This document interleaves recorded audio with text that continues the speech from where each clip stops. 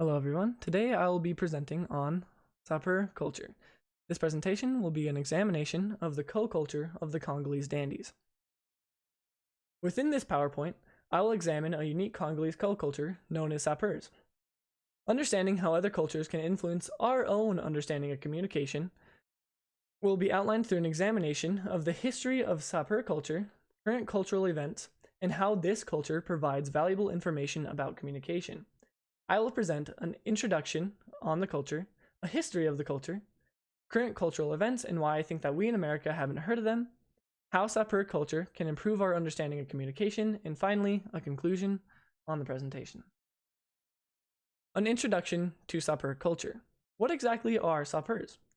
Now, Sapeurs are individuals living in the Democratic Republic of the Congo who dress very elegantly despite the high rates of poverty in their surrounding country. As you can see in the accompanying photo, these individuals often wear three-piece suits, which they prefer to be designer clothing. Of course, this gets very expensive, which is why many of these individuals will spend their entire lives saving up money so that they can buy these fine articles of clothing.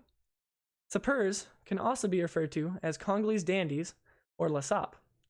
Now, a CNN article entitled How a World-Famous Congolese Tradition is Changing with the Times reported in 2020 that lasap is an abbreviation for the French term La Société des Ambianceurs et des Personnes Elegantes, which translates to the Society of Ambiance Makers and Elegant People.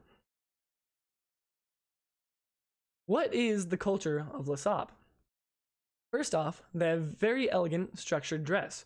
They have rules for the clothing that they wear, but the clothing they wear must be as fancy as it can be, essentially. It has to be designer clothing or something that otherwise represents their elegance. Part of the culture is that many Sapeurs have a desire to voyage to France to obtain real designer clothing. This voyage also represents a return to where the culture originated, which I will get to shortly. Another aspect of Sapeur culture is that they are polite, they speak apolitically, and have a very well-mannered demeanor. They often avoid politics in conversation and try to make so that all conversations are as light-hearted and happy as possible. They have an appreciation of art and clothing. They have graceful and unique movements, which often express their own identity. They have a strong sense of self and self-expression. And according to a 2021 Vogue article, Sapeurs are telling the world that no matter what their environmental condition is, they are still human and they still have dreams through their culture. Now, a history of Lasap. French colonization of the Congo in 1891 led to Congolese men being enlisted to fight in the First World War alongside Frenchmen. Wealthier men who lived in Brazzaville, the capital of the Congo, imitated European style after returning from the war, since this clothing was seen as a sign of prestige. Then later, in the 1960s, Sapeur culture became even more distinct as the newly established government banned Western dress. This resulted in Sapeurs being beaten in the streets for their elegant Western style.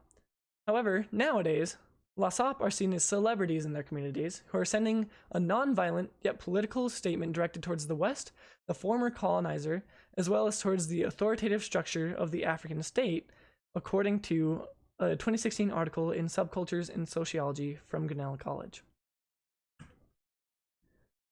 Some current events in Sapeur culture have been the official Day of Sap, which occurred on February 10th. Now, an article from Congo in Conversation in 2021 says that this day celebrates the birthday of the Pope of Sap, Stavros Niarchos. Another event that has been occurring is that Sapeur culture has gained in popularity. You will often see Sapeur styles being presented on runways, which is represented in this third photo. And furthermore, a 2020 article from the Daily Maverick reports that over the last 4 decades, Lasap has spread to other corners of the African continent and beyond, and relatively recently includes women and children, which is represented in this middle photo. Now, that's a major event in the culture because women used to be excluded and it used to almost be entirely men.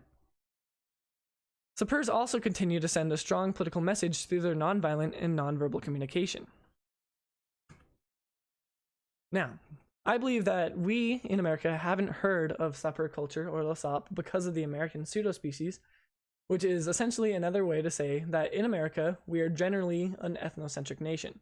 We believe that our own culture is the right culture, and we can't really see other cultures as having value occasionally. Furthermore, America isn't particularly closely associated with France or the Democratic Republic of the Congo, which could potentially decrease our exposure to this culture. And finally, Sapeur culture is often reported as a fashion phenomenon, despite the clear socio-political implications of La Sape culture. So when you're looking for information on this culture, you often have to go through magazines such as Vogue to actually find information on them, which makes it a lot harder for us to hear about them.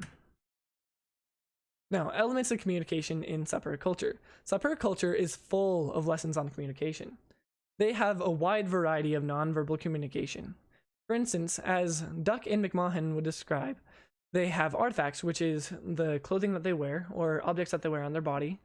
And in this culture, they wear clothing that allows them to be more than what they are, and their clothing expresses their identity. Furthermore, their vocalics makes so that they can speak in a warm, well-mannered way. They usually prefer to be as lighthearted as possible, so they speak in a way that's soft and lighthearted.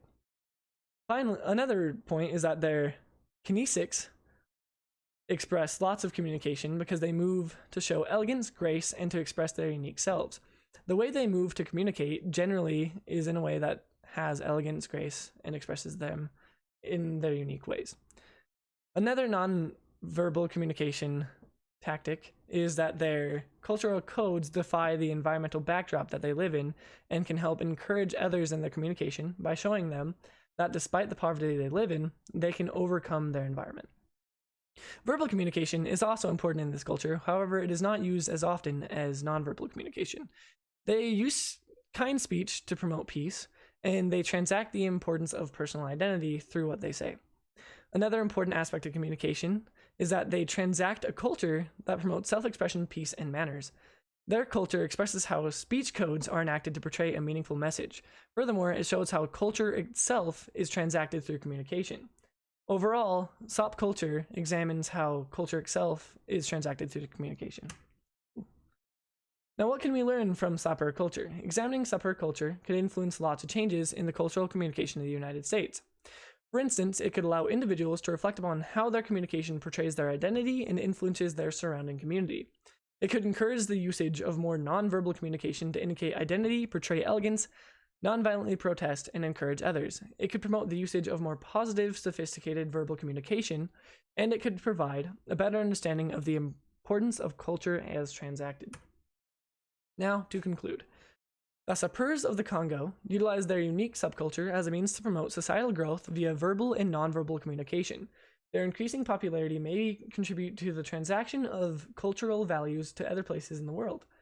Such transaction could inspire greater nonverbal communication, which is a substantial element of Sape culture. Furthermore, this could lead to mannerisms being returned in our societies. Overall, examining Sapeur culture could allow us to better understand how utilizing communication can make the world a more dapper place.